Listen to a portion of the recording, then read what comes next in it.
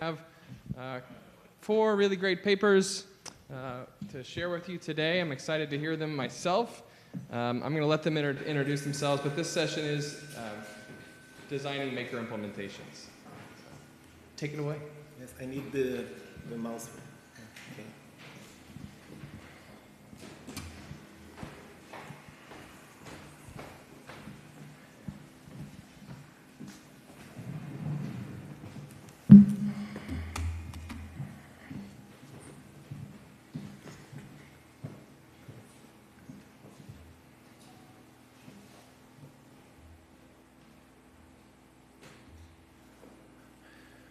Hi everybody, good afternoon. My name is Charles. I'm a Brazilian math teacher, okay? And I'm going to talk about active learning and the impacts of the implementation of maker education at Escola Sesc High School in Rio de Janeiro. So this is our school.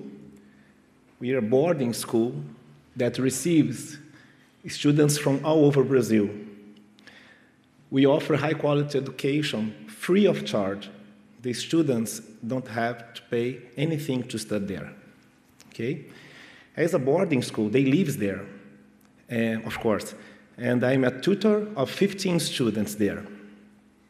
And students are selected through an entrance exam, interviews, and they all come from low-income families, okay? All come from low-income families. So this is our mission. It's very precious for us, is to educate young Brazilians for intellectual autonomy, creativity, and social commitment. And as part of our mission, we have a Maker Education program.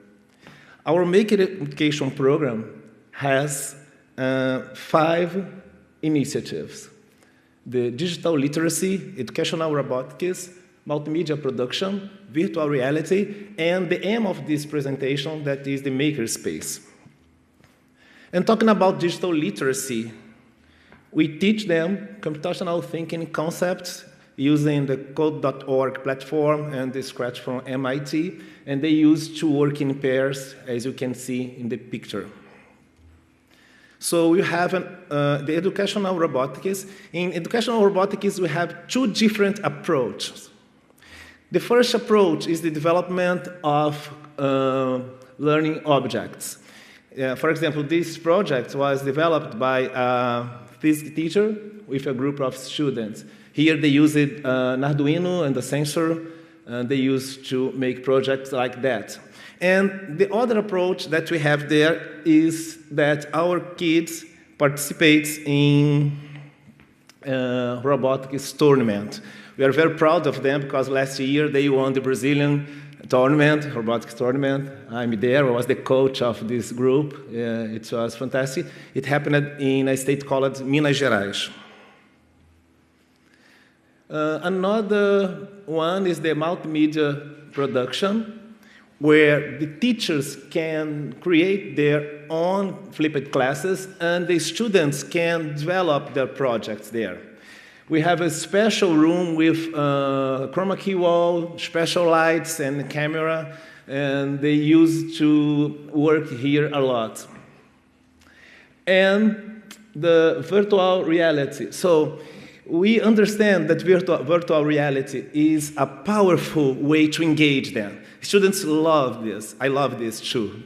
And it's a good way to give them backgrounds for their projects. They can have virtual trips and simulation. And here, the aim of this work, that is our makerspace. So I'd like to tell you how we started this project. The Makerspace project at Sesc High School started in 2015 with our first acquisitions. We bought 2 3D printers, but we didn't have a specific place to put them, so they stayed at the physics lab. Okay, so in 2017, we opened a large room with 72 square meters, and we bought 2 other 3D printers, a CNC machining, laser cutter, plotter, and other equipment. But at the end of this year, and at the beginning of 2018, we understood that we must prepare our academic community. We should empower them. So we started a program with this purpose. And this year, we are very happy because now we are integrating all these initiatives in an innovation hub there. So this is our makerspace. And talking about empowering the academic community, we have 2 different approaches. For the educators, an on-the-job qualification. We work together, we research together, we develop projects together. And for the students, we created this course called Designer in Digital Fabrication. So I'm going to talk about this course now. Last year, I was invited to coordinate this course. This is a 160 hours course. It happens on Saturdays, and the student receives a certificate at the end of the course. So last year, we had a group of 24 students engaged in this project. So these are the learning stations of the project. We started with an introduction to digital fabrication. We understand that in the beginning it's important that they learn how to build models using cardboard, recycled materials, and papers. Then they have the opportunity of knowing how to deal with these technologies. Okay? And at the end of the course, they must prepare a capstone project. So for us, this is more than a technical course. Only knowing how to deal with machines, we know that it's not enough. But according to our mission, this is a way to prepare them to a critical and autonomous attitude. Okay? So for this goal, we've been working with the problem-based learning methodology, giving to them problems to be solved, and they always get very engaged on it. And this was very important for us, to teach them design thinking concepts. Why is it so important? Because they must know how to start a project and how to finish it, and how to develop it in an organized way. So something that was a challenge for us, and I think that this is a challenge when we talk about maker education, is the learn assessment. I don't know if you know, in Brazil, the academic year is a little different from America. Our academic year begins in February and finishes in December, okay? So during the process, we were evaluating them, but we had 2 major projects. We call it the midterm project and the capstone project. The midterm project happened at the end of the first semester, and the capstone project in the end of the second semester. So this is our learn development of 2 students. We're going to call them, it's a real evaluation, okay? So we call them here student X1 and Y1, and here we can see the development of these students. We decided to use a qualitative approach, and if you see, for example, in prototyping, we choose 4 topics, okay? Dedication, teamwork, ideation, and prototyping. And if you see in prototyping, for example, later we can talk more about it if you want, the student Y1, at the end of the first semester, he had basic knowledge, and the end of the second semester, advanced knowledge in software skills, okay? He demonstrated significant growth in this subject, okay? So, I'd like to show you 2 cases. At the end of the first semester, they had the midterm project, And we gave them a challenge. I think that you know this project, the Mousetrap car. I think that here in America, people know this project. It's a car that the power supply is a mousetrap. So they must build a mousetrap car. But the design of this car should be different or creative, or something different, okay? And two girls designed this car. Don't know if you are recognizing. It's the Scooby-Doo van. And there's the mousetrap, okay? The mousetrap's the power supply. And the car should function, okay? And this is the car, the Scooby-Doo mousetrap. This is the solution. If you can see in the middle of the car, the mousetrap is a little hidden. Can you see there? The mousetrap. And they have developed a track for measuring the car speed. It happened before this project. If you can see, we have sensor under the track. But here, you can see the car in action. Let me see if... the mousetrap is inside, the car in action. So when they said that they were going to build a van, I thought, which will be the solution? It was very creative. And here we have two students. As I told you, we have students from all over Brazil. And these girls developed this project. Jaine is from the state of Acre, in the north of Brazil. And Vitória, the state of Ceará, the north of Brazil. And look what Vitória said about developing this project. At the beginning, the process was a little complicated, but the key for not giving up was to believe that we could succeed. It's fantastic. We were always looking for something new and different from what we were seeing around us. So Vitória from Ceará said this, and you can see they're very happy. You can see their shoes and a panda there, okay? They are cute girls. And the capstone project. The capstone project happened at the end of the second semester, okay? And here was a little different. In the first semester, we told them, wow, we must build a mousetrap car. It must be creative, but it's a mousetrap car. Here, we told them, develop a learning object using digital manufacturing resource. You have to follow the steps. To choose a topic that you think that your peers, your friends has some difficult, talk to a teacher about it, propose a hands-on solution, and draw up a portfolio that we could know how you develop it, okay? So we had a lot of different projects. You can't imagine a lot of things different. A pillow that makes someone wake up without noise, the pillow shakes. It's very interesting.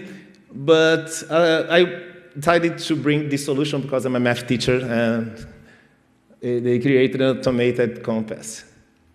So this automated compass, as this was the capstone project, they used the 3D printer, the CNC, the laser cutter, an Arduino inside the car, and this car creates circles with here different radios, okay? It has a fixed point, and here they can change the radius of the car.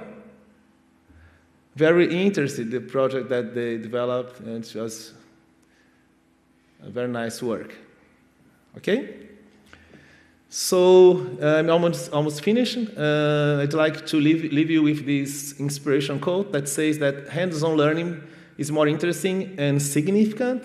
And as we can see in the next photograph, they really are engaged. There's some students working, developing a project. Here they are showing a solution of another project. Here they're working, modeling in Fusion 360. This girl is modeling a box using this CNC machining,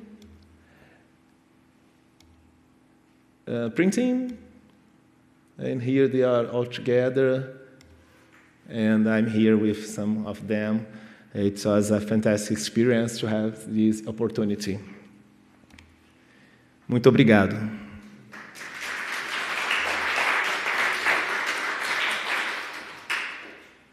we have any questions?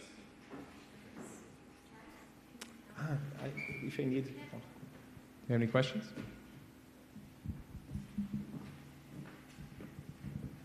Hello. When evaluating the students' ideation, particularly creativity, how did you go about determining that? Let me explain you something, because we have a period of time very small.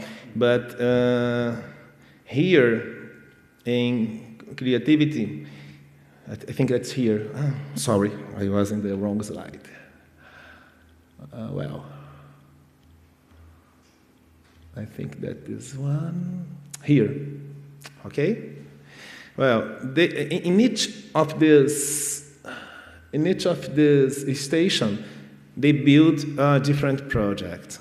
So in each of these projects, we could evaluate how they were making their progress.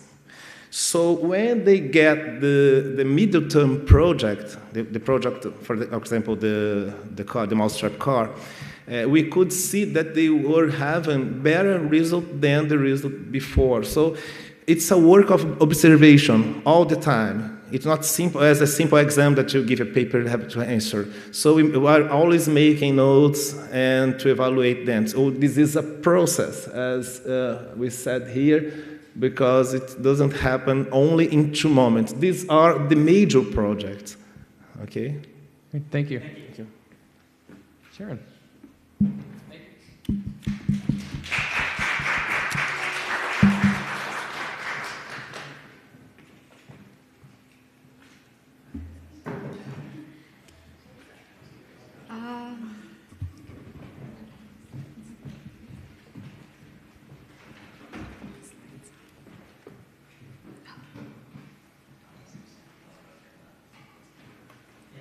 The first one, on the left.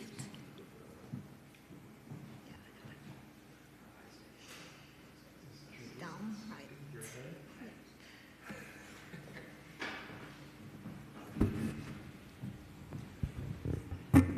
Hello. Hi. Should we start? Yes. All right. Hello, everyone. I'm Sharon, and Brittany and I are from the University of Florida, and my other collaborators are from Texas A&M.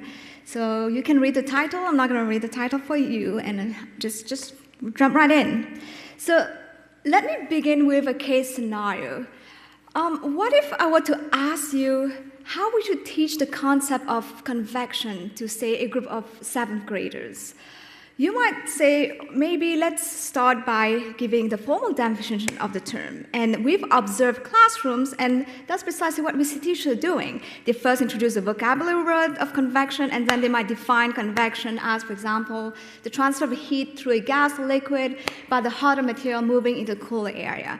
And in one of the classes we observed, for example, the teacher did a little, science experiment where she had this convection box, and you put an incense stick, and you see very nice convection current. This method of teaching is what people have called school science, teaching by presenting formal definitions, formal models, and formalisms. Unfortunately, this way of teaching science in the school have been shown to have problems because students then have trouble seeing the relevance of the science material to themselves and to their everyday life. So other researchers have proposed, why not teach science through a different way? And this different way has been called everyday science, by trying to reduce the abstraction in the science, the expert science, and making it more obvious through more pragmatic and more practical models. One specific researcher in particular, has proposed that technology may be one possible way to precisely do that, to teach through everyday science instead of school science. So what happens is by using technology as a way to teach, you might be able to reduce the gap between formal science models because technology constrains the scenario to the specific demands of a specific thing. And within the constraints of reality. So, for example, within our convection example, instead of teaching through the formal model and definition, you might, for example, explain how an air conditioning unit in the room, in the classroom actually works, and come to the exact same conclusion with the kids understanding the exact same knowledge that they would have understood. In this paper, we posit that making can precisely play that role, because making is not only, a set of principles and a mindset, but at its core, making is the hands-on construction of artifacts through the use of a set of accessible and easy-to-use technologies. So can we then think of making as a possible bridge that would bring school science closer to everyday science, such that the content of learning then can be perceived as more relevant for the kids?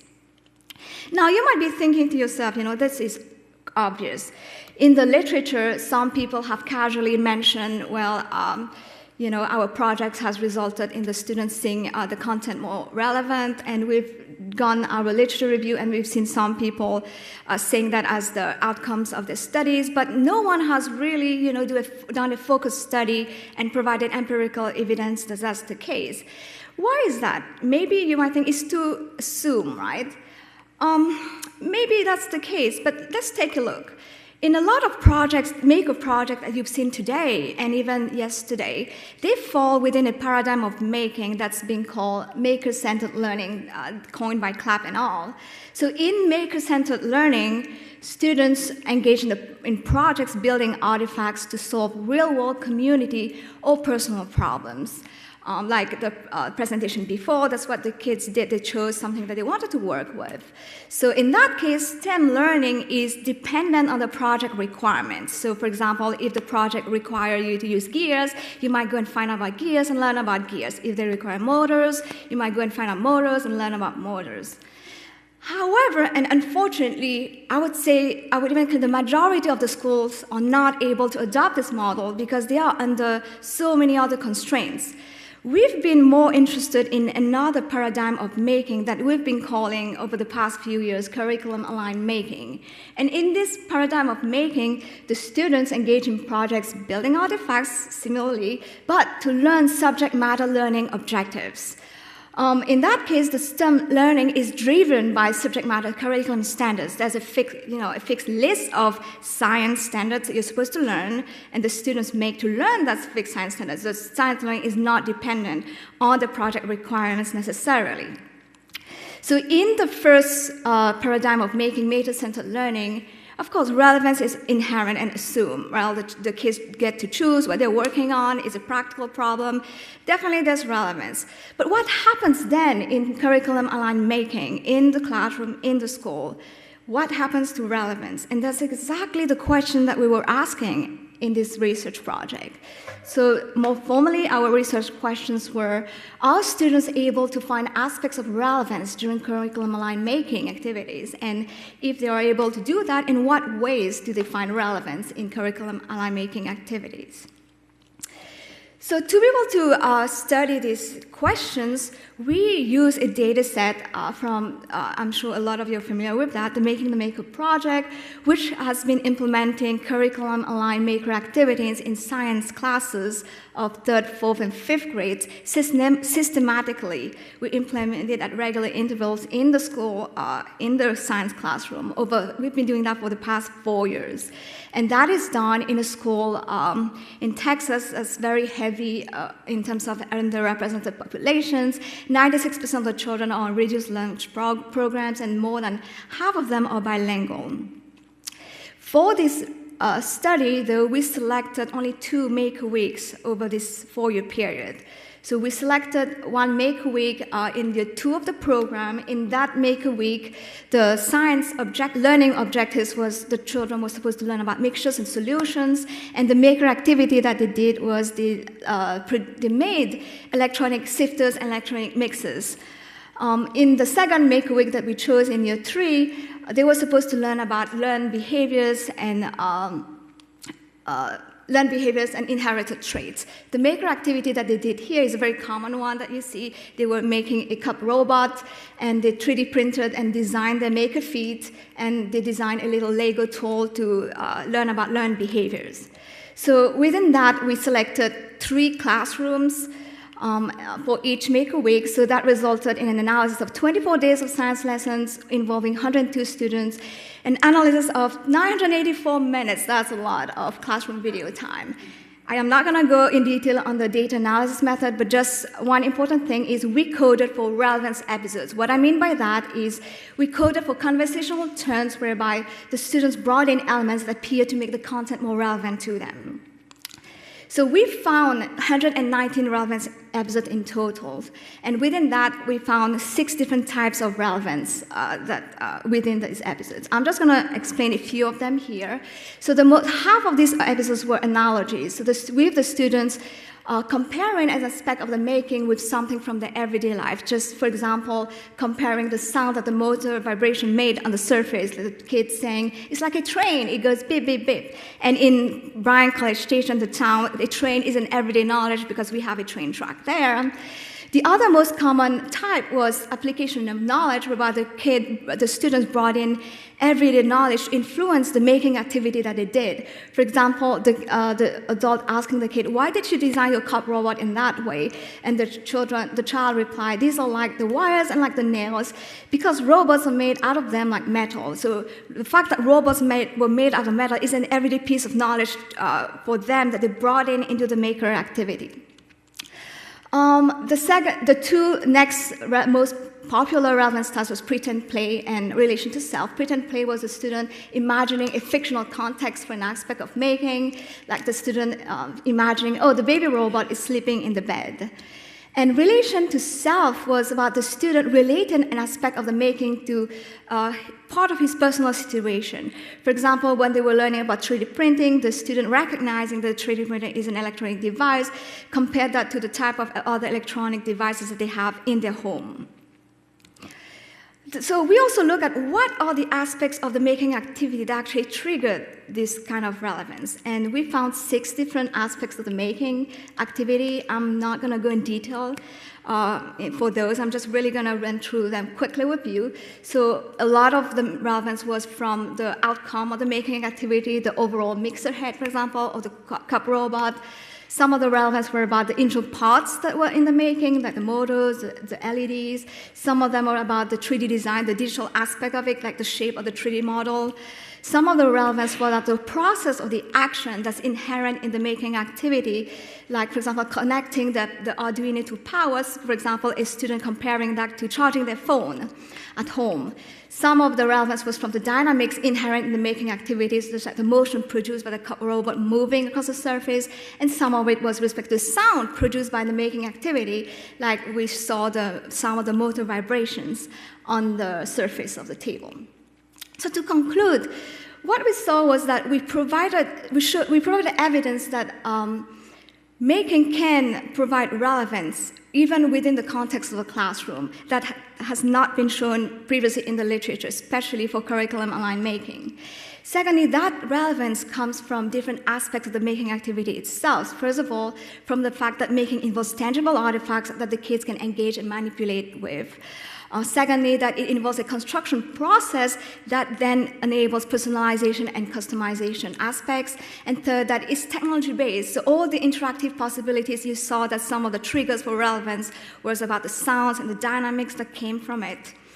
So to conclude, I would just like to say, in the classroom, making is able to provide relevance to the content, but because of its technology-based enterprise, and that helps to bridge, the school science with the everyday science teaching method.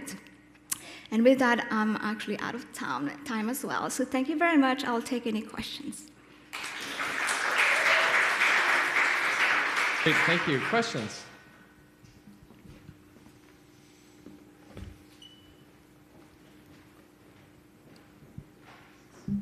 Hi, thank you for your presentation. You mentioned several triggers for relevance, and they mostly seem to be based around like the technological aspects or like the actual fabrication. But I was just curious, what about like social interactions with other people? Did those serve as triggers for relevance in any way? Well, we coded for discourse turns, right? So all of those were in interaction with each other. So we coded for conversational turns. So obviously, it wasn't them sitting by themselves making things. It was what they were telling each other that we coded for. So I think all of it was social that way.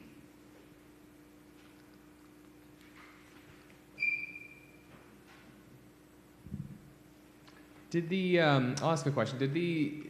In your prompts, you mentioned the materials and the technology often kind of cause the relevance prompts.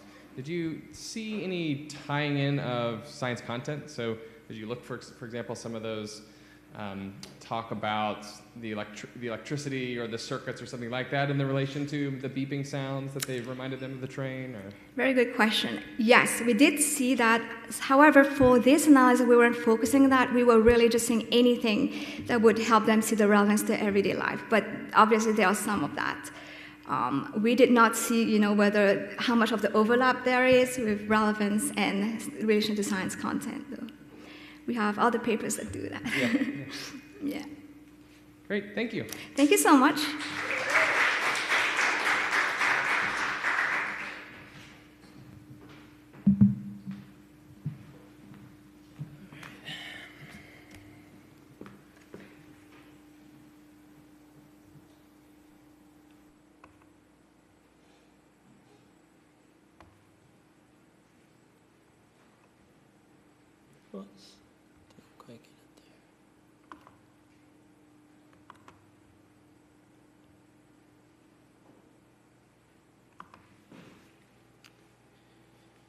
Okay. Good afternoon, everyone. My name is Brad Camburn. I'm here from the SUTD MIT International Design Center.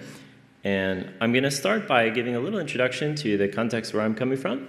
Then I'll introduce you to the study, the data, and some of our insights. So this is going to be a study on makerspaces, the site design from an architectural perspective, activities, and the outcomes. So, as I just mentioned, I'll introduce, talk about the research, data collection, and our results. So the background for myself, I'm from Carnegie Mellon and UT. I worked in aerospace and then the design center, which I work in. You can see is the arrow-shaped building in the center. We're located in Singapore. Now, it's about 5 years old, and it's focusing largely around what we would call design science. So in design science, we study the creation of new technologies and artifacts to infer better ways of making. So we create new design methods as well as technology. A little bit of a snapshot of the center. Even though we're only 5 years old, we've had some success in terms of publications, IP, and students rolling out companies. We focus on using the 4Ds process model for design based on the phases of discovery, defining a problem, developing solutions, and delivering a solution. And we see this as an integration of design thinking, organizational design, engineering, and systems. And it's very much kind of a holistic design approach. You can see here our makerspace, so really fantastic facility. So we get to create and build our own projects. And we have three sort of primary things that we do. So these are design education, collaborative design projects, and incubating new technologies. So we do workshops with a lot of organizations in Singapore using lo-fi prototyping design methods. We integrate also our team into external teams to work on larger scale projects like this one, which is from the Founders Memorial, which would be kind of the equivalent of the Washington Monument, but for Singapore, which is yet to be done. And also we create technologies. So here's an example of a composite printer. You can embed natural fiber to make stronger prints. So those are the three things that we do. If you're interested to see the methods and approach to design, you can go to this website, DI Modules, and download our content. So this is just a snapshot of kind of who I am and where I work on a day-to-day basis, but not really the focus of the talk, but it's always nice to know who are you hearing from.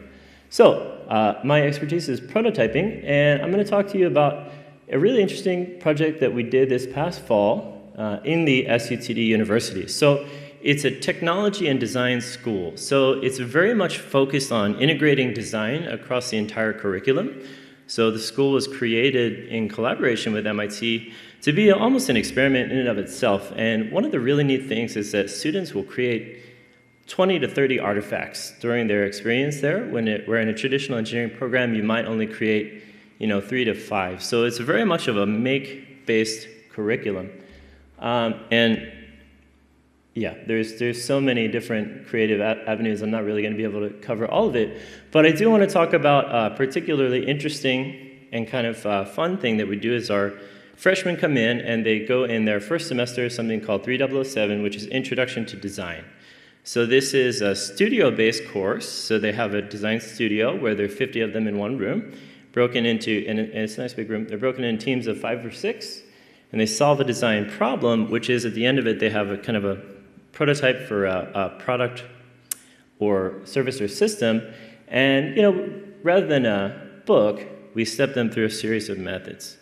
Now, in some of our previous work, we've done some studies really relevant actually to the previous talk where we look at really guided activities that are hands-on to teach a specific concept. So we had a paper on designettes, and you could show that when you have an activity, for example, and you change the parameters of a resistor, then you go take a test on how do resistors work, you're going to do much better.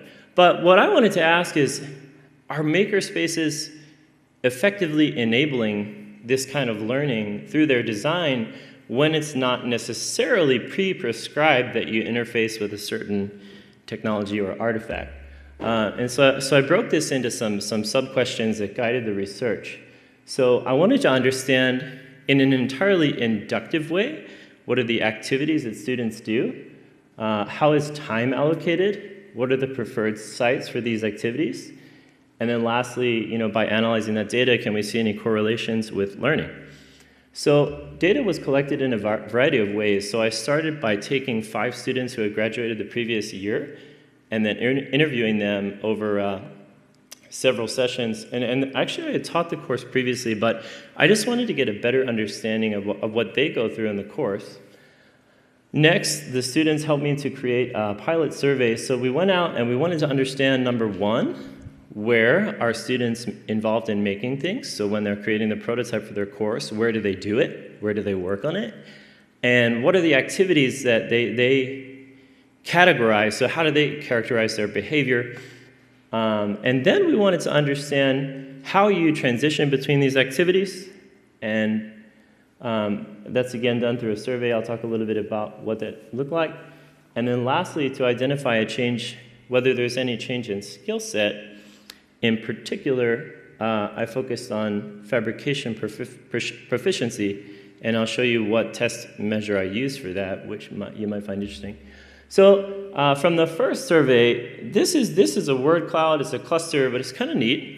We asked students, what would be the features of your ideal makerspace? So these are characteristics you can call user needs, essentially, of what students wanted. So some key ones here you see are the equipment, the access, and the space, as well as kind of quiet or ability to focus showed up. So then what I did is I took these and I converted them into metrics, so into measurable quantities. So access is in literally how many hours of the day the room is open, how they access it, what's the actual spatial size of the room versus typical occupancy, the number of desks, the shelf size, equipment available, what's the noise level, what's the light level, to try and essentially do a site analysis and understand what's the characteristics of the sites in which they're making. And this was done through measurements on site. With phones are really great because you can take decibel and light level measurements. And then we measured out the desk, we measured the room, got a hold of the architectural plans to make sure we were doing that right, and mapped out the spaces. Next, I did something called this is a state survey, essentially, and I went to students while they were making and asked them through a very simple survey, what are you doing now? What did you just do previously? And what are you about to do next? So I surveyed hundreds of students. Okay, while they're doing this. And the idea is to build a model of how activities transition. So the next test is the pre-post test, in which I wanted to come up with a really quantitative measure. Now, this is not, we did interviews and we did other things like self-perceived proficiency, but this is a very quantitative measure, and I basically asked them, I showed them an artifact, and I asked them, do you know how this was made? So there's really a right and wrong answer, so it's a nice quantitative test for fabrication proficiency.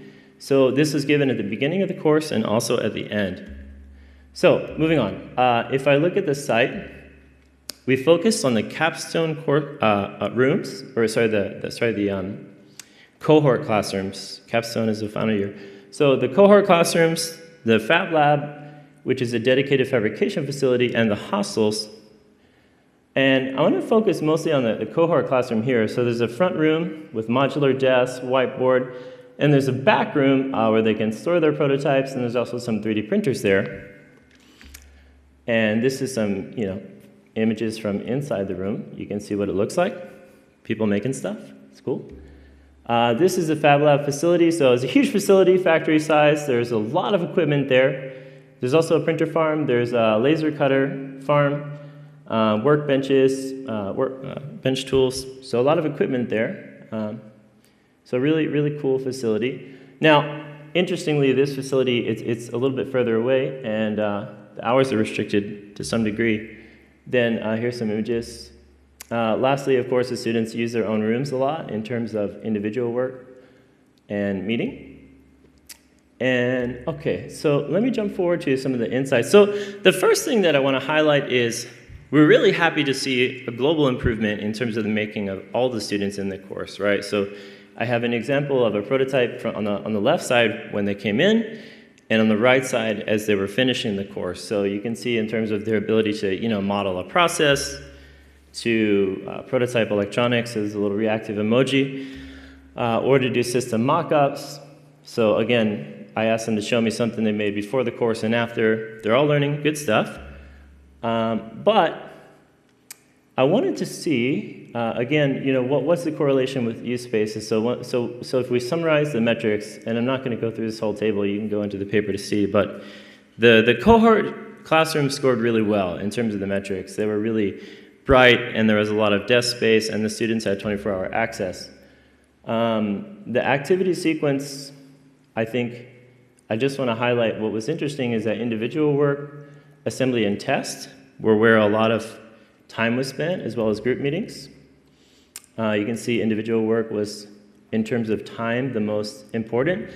And most of the time was spent in the cohort classroom. Now, we don't prescribe that. Students just chose to come there and to do their prototyping. So I'm going to, again, just breaking down the distribution. So what I want to highlight here is kind of a core interesting result. If I look at the results for the laser cutter, and I do pre-post proficiency, so how many students got the right answer on the exam that I gave, there wasn't much change. There's only like a few percentage change. So I was kind of like, oh, okay, well, this is not that exciting. I'm not sure what's going on here. And then I looked at the results for the 3D printer, and then I got this. And there's like a dramatic shift. So this is really, really statistically significant. And I was sitting there like, did I get the data wrong? Did I double check all my measurements, and everything was checking out. So I really tried to hypothesize how this could possibly happen. And one of the main observations that I took is the bulk of the percentage of their time was spent in the cohort classroom.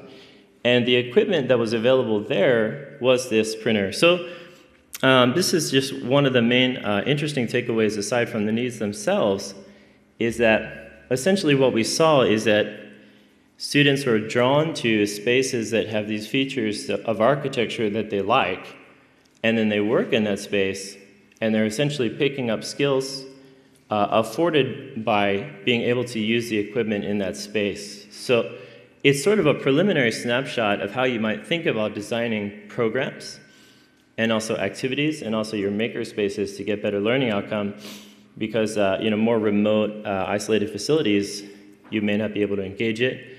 and essentially may not learn how to use it. So that's kind of the key insight. And I just wanted to show off some of the cool stuff they made in their final demo day. There's like a little emoji bot that reacts to you. There's modular robots, a scream room. If you're like too stressed, you just go in there and scream it out. So kind of neat. And then the last thing is, we want to go back and look again at the state activities and the final designs, but still ongoing. So I'll leave it at that. Yeah, thanks.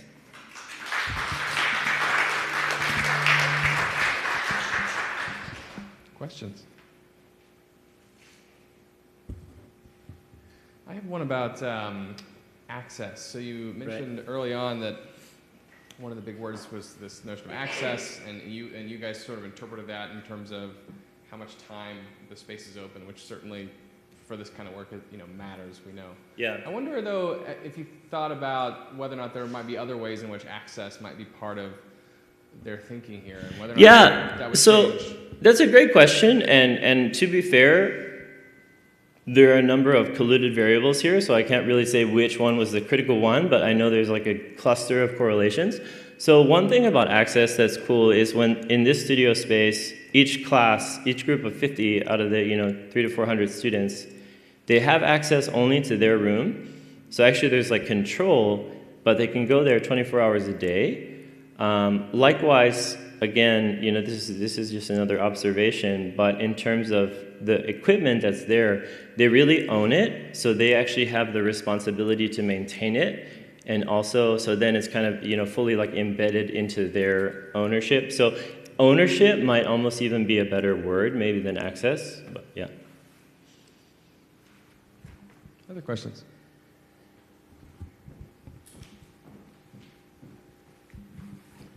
Related to access as well, you think incorporating ways for students to interact with technologies outside of a given room, such as 3D printers, ways of observing what they're doing, would help with? Yeah, so that's a great question. So, and I think that's a really kind of minute piece of it. So I do think the exposure is important, because if you look at and I looked at the distribution in the final project. So actually, they use a ton of different stuff in the final prototypes, particularly the laser cutter. So the usage was actually the same at a project level, but what was happening, and I know this from interviewing the students, is essentially if we're in a team and we're working in a space and we need a piece of equipment that's not there, they will essentially elect a representative to go get the training and do that thing, but the group will not leave from the core space. So yes, it can still happen, but if it's not integrated with the core, it may only be that one person who goes out who learns it. Very cool. Yeah. All right, we have to move on to the next one. Sorry. Thank you.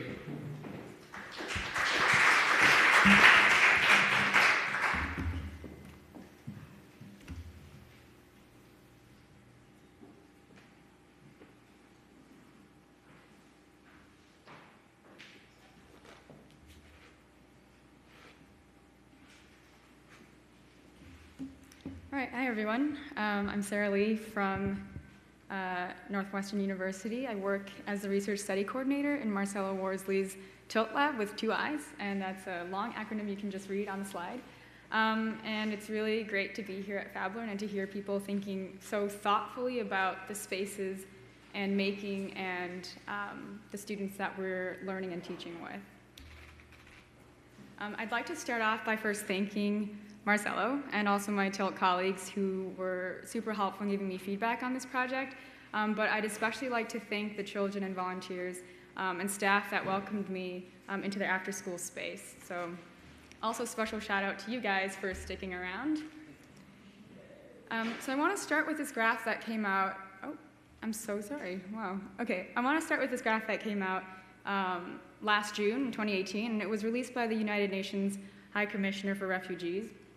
And as you can see, they're talking about displaced people in the world. And today we're facing an unprecedented amount of displaced persons. So there's a huge figure, 68.5 million at the top there, 25.4 million of which are refugees, and over half of which are children, so they're under the age of 18. which surfaces a lot of challenges for children to find meaningful learning opportunities that foster authentic collaboration and engagement of their home cultures, because some of the first spaces that these children encounter when they're relocated is schools, and they spend a huge chunk of their time in schools. So there's some efforts that have been on the move to create and implement play-based learning experiences, specifically for refugee children. So this was something that came out just in December. It was a partnership between the Lego Foundation and Sesame Street, which a lot of us know and love, but also the International Rescue Committee to bring play-based learning to refugee children in countries around Syria, so Lebanon, Jordan, Iraq, and Bangladesh. I am failing at this miserably. Okay. I'm so sorry, you guys. Give me a sign of life if it's not moving forward. Okay. So just to situate our work, we're looking and thinking about equitable learning environments, as well as the pedagogy around engaging youth, and not just engaging them, but looking at the culture, power, social, and economic factors as embedded within communities. So part of our work was also meant to look at the key role that facilitation plays in onboarding and scaffolding the learning for students, but also the way facilitation democratizes the access to tools, skills, and the discourses of power that are usually only available for experts. So we wanted to build upon that work and try to broaden access to making and who participates. And some of the ways we envisioned doing that was through intentionally seeking out inclusive practices, not only in our research approach, but also in the design of what was a summer youth program for refugee children. So we worked with Global Aid Refugee, which is a pseudonym, to design a summer youth program for about 16 refugee children, and they were a wide range of ages. So the youngest was about 5 years old, and the oldest was 17 years old. And what you find was a mix of people that had their younger siblings there. So it was very much this also family environment.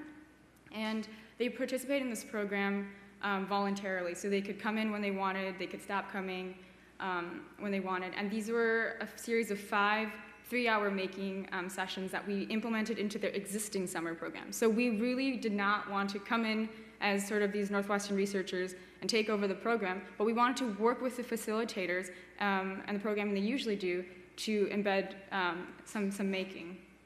And the team of facilitators there at GAR consisted of a supervisor who was male and 2 summer interns who were both female, and then myself as the researcher. And we chose to introduce 3D printing pens and Chibitronics, which are LED circuit stickers, as sort of the technological tools for the making activity. And these are usually tools touted as sort of low barrier, flexible introductions to some STEM concepts like spatial reasoning, but also circuitry. And the facilitators all identified as novices to using any of these tools. All but one, who actually happened to be a middle school teacher, had some experience working with LED lights. So the program was held, as you can see, in a large church building, and the top floor is actually this gymnasium, which the kids love to play soccer in. It also took place in this basement space, where you had tables and chairs that could be set up in whatever format you wanted. Now I'm just going to outline the program. So we designed an activity called Make Your Own Board Game, and this was because we observed during the after-school sessions during the school year that the kids loved going to board games after finishing homework and reading books. And so based on that experience working with these kids, we said, let's try to make our own board games. And it was, the format of it was in line with a lot of the design process, so the brainstorming, sketching session, the building session, the iterating, right, so modifying, testing, and prototyping, and then kind of going back in that cycle.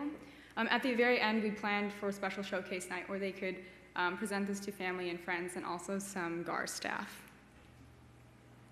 Another thing that we embedded in this program was debrief sessions and hacking sessions with the facilitators. So as I mentioned, none of the facilitators really identified as experts in using the tools, and these debrief and hacking sessions were really important in, first of all, getting the thoughts, the facilitator thoughts around how they thought the kids were responding to the activities, but also providing some really necessary training for them to feel confident to help the kids through the activities. And there were some really interesting insights that came out of these debriefs around how the facilitators saw their role, and not just their role as having a fun time with the kids of the summer, but their role in really engaging them in the tools that they were going to use.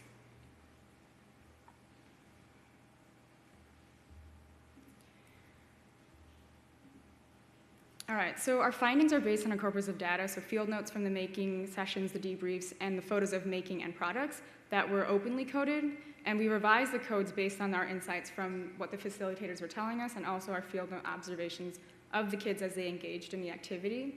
And our findings also draw on the responses and comments by the kids, and it was qualitatively and inductively coded to verify those observations. And so I just want to go through some lessons that we learned. The first was around designing and embedding maker culture activities into an existing community space. So trying to be really mindful of our positionality as researchers and the ways that we respectfully and really collaboratively worked with people, the facilitators that know these kids and also have relationships with their families to create a meaningful making experience. The second was the role of facilitation. So oftentimes we forget the fact that you can have the tools in front of the kids, but who's going to show the kids how to use those tools? And so that onboarding and scaffolding process is kind of that window of opportunity between a kid really engaging with it or becoming frustrated or uninterested. And finally, the cultural context of making. So the kids that we were working with came from about 5 to 8 different countries. So they're not speaking the same language. Some of them have pretty limited English speaking skills. All of the facilitators are American. All right, and so those lessons learned sort of umbrella the findings that we have. And the first was around authentic language acquisition. And I'm just going to throw up that quote. So we had a planning meeting before the program even started, and one of the facilitators said that, we're discussing how the brainstorming session is going to run, and he says, okay, we definitely need to have a facilitator at each group, and that facilitator has to help the kids write the responses on the Post-it notes because some of the kids have a difficult time writing in English. So it seems like this intuitive, obvious way that a facilitator should facilitate, but it's a very intentional way of articulating this is what you need to do for our kids because they have a difficult time writing in English. And then this was a reflective sort of moment at the end of the program where one of the facilitators thought about the showcase night, and she was saying, we didn't actually get the kids to prepare anything to talk about their games. So if they had presented their games, they would have had to formulate their thoughts. So thinking about the ways the kids are supposed to articulate their making experience, but also share it. And I think that inadvertently makes it a very generative practice, right? The thought that you make something, which is great, it can be highly individual, but you also share it with other people. And in that sense, it opens up, right, sort of access and the conversations around what making is and who it's for. Okay, and then cultural bridging and scaffolding. So this was a really exciting part because there's this moment when an 8th grader comes in a bit late, and he sort of gets to work right away making this game you see up there. And he was teaching the facilitator, who's quoted here, how to make it. And it's just this great moment where another kid from Malaysia connects with him over this. And this is a game that the facilitator has no idea about, but that these two kids are able to really connect and bond. And he says that the facilitator, and also reflecting on this, says, I think the tech played a really particular role in creating this bridge. So in this case, it's like, okay, just marker and paper, but there were other moments when kids were jumping in to help each other with a 3D printing pen, so older kids with younger kids, which was collaborative, and that just sort of happened, but was a really powerful way of bridging kids across different ages and also from different countries. And then I wanted to play this. This was a game that the kid from Malaysia made after he'd played Ray's game, and it was inspired by a game that he actually played back home. And it was really hard. Like, it looks simple, but you try to play it, but you're supposed to throw that 3D printed pen ball onto this X, which is at the back of the board, and it's only when you hit that X you can move your piece around the board. And so we were playing that for a long time. It's really hard. Okay, enough. Great. And then meaningful making. So what does that mean? I think we wanted to work with the goals that GAR articulated for their program, and then add to it. So we had to be really, really flexible with our programming. And that meant being mindful of the ways that board games in America can be exclusive and super Western-centric. And so there's a point when we changed the activity from make your own board game to make your own game. And this was a facilitator's suggestion to change the way the kids were framing the making activity as well. All right, and then after we kind of changed that name and didn't call it board game, kids incorporated things that they actually care about, like soccer and basketball. But also when we brought in new board games that they hadn't played before, you see like multiple iterations of the game Trouble. So this one is like 5 feet by 4 feet. This was ginormous. And then finally, long-term engagement. So there was this really interesting moment when another boy arrived late, Kimu, and he was in 8th grade, and he was touching the materials on the table, and he took with him cardboard and some felt to the side and began constructing this sandal. And he later abandoned this sandal, but it was this moment where he was working really steadily and really autonomously, and he was very, very focused. And we also found another kid who ripped his soccer goals off his game and took them home with him, and when I asked him what he's doing, he's like, I want to put this in my hamster's cage. So there are these ways that the making and the products they create were extending and touching on knowledge outside of, the activity make your own game. All right, so these are what are practices that support equitable, inclusive making. I think being embedded in the community was an obvious one, but also the participatory research side of it. So I was getting on my hands and knees and playing soccer with the kids in a way that I think it might be unusual for a lot of research, but in that way building the relationships with the kids and the staff in a way that I think also contribute to a more welcoming and open environment. Second point, paying explicit attention to the design of a program. And then finally, considering the cultural context of making. So that shift that happens between thinking about board games versus games really opened up ideas for the kids. Okay. So this is an ongoing project, and now we're kind of working with the supervisor to implement some making in their after-school program, which happens once a week. But I think the key takeaways we're thinking about right now is how do you co-design activities with the mentors? How do you plant or embed maker culture activities that have these long-term trajectories that can continue essentially after we as a research team are no longer there? And how do we ensure, to that point, that the mentors and kids run these things themselves? And finally, I'm just going to leave you with this quote by this piece by Vosigi, Hooper, and Meg Escude. The challenge remains for designers to build and evaluate systems that aim explicitly at acknowledging the diversity of their users' cultural background and attending to a wider variety of needs and expectations. So I only highlighted some of the moments from our study that embedded these maker culture activities within a summer program, but I think in envisioning accessible, equitable, and sustaining learning and teaching, we need to be sensitive to the questions around for whom are we making, teaching and learning with, and to what end. Thank you.